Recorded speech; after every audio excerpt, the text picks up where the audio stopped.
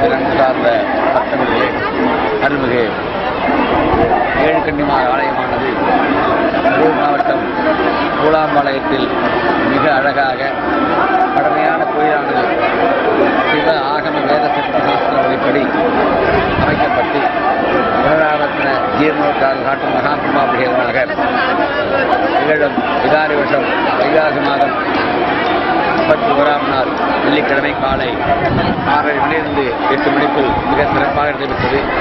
கோவிலான் குடிபாட்டு மக்கள் அனைவரும் கூடி அவர்கள் தங்களா என்ற பொருளுரை செய்து மிக பிரம்மாண்டமாக விநாயகர் பெருமான், வரவேற்கன், கருப்பண்ண சுவாமி இவரை பரிவாரங்கள் மாயவன் பரிவாரங்களை கொண்டு ஏழுகன்னிமார் ஆலயமானது மதிப்பிற்கும் மரியாதைக்கு உரிய நம்முடைய தமதியார் ஏஎல் ராமச்சந்திர அவர்களின் தலைமையிலே மிக அழகாக 3 நிலைகள் கோபுரங்கள் அமைக்கப்பட்டு ராஜகோபுரத்துடன் கும்பாபிஷேகம் மிக சிறப்பாக நடைபெற்றது.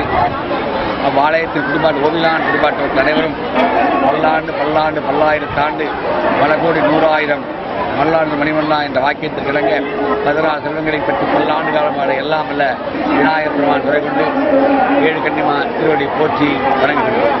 என்னென்ன யாகங்கள் நடந்தது?